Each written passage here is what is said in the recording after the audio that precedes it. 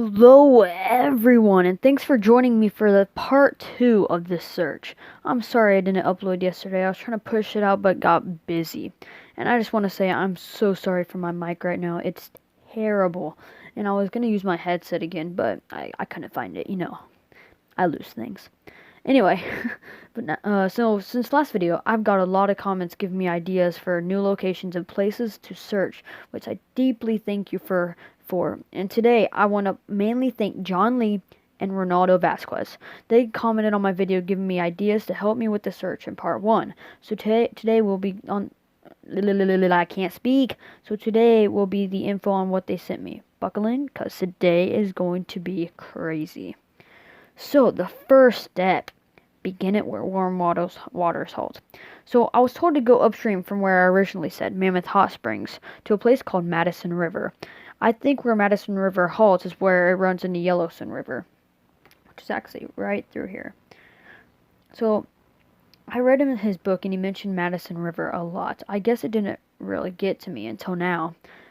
And the next step is take it in the canyon down. So if you look in the poem, there is no comma between halt and canyon. So I think that is combined. So let's take the canyon down from the Madison River, which is, I think, is my next place. Not far, but too far to walk. Oh, sorry, I forgot to add. So I read in his book, it's actually called Not Far, but Too Far to Walk. And he actually said a distance, which was like 6 to 7 miles.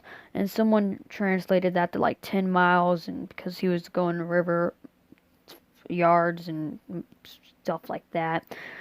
And too mathematical for me. Anyway, so that brings us to a place called Joe Brown Puddin', which is right here. You can't see it on the map, but it's called Joe Brown Puddin'. I don't know if you can see the facilities. Yeah, right there.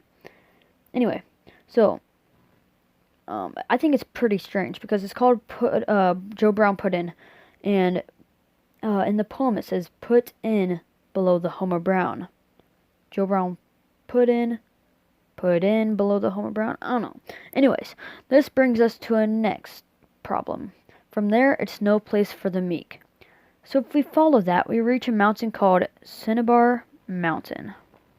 Alright, so this brings us to Cinnabar Mountain. What is strange about this place is actually there was a guy named Joe Meek who was on this mountain and was run off by Indians a long time ago. And that's kind of weird because his name's Joe Meek and there's no place for the meek. So, this is where I got stuck last time. And Joe gave me a good idea. If you follow the mountain, it brings us to the town of Electric. This is where I let my mind run. So, just get creative real quick. Open your mind and just think for a second, alright? Let your mind run. So heavy loads could be rock and ore because this was an old mining town. And water high could be a lake right next to it called Rainbow Lake. Alright. If you recall in the book, he said right before the poem that his treasure will lead you to the end of his rainbow. Kind of strange. So that is all for today. This just gives you something to think about. If you have any questions or new ideas, I read every comment, so I would love to read it. Thanks for listening and have a great one.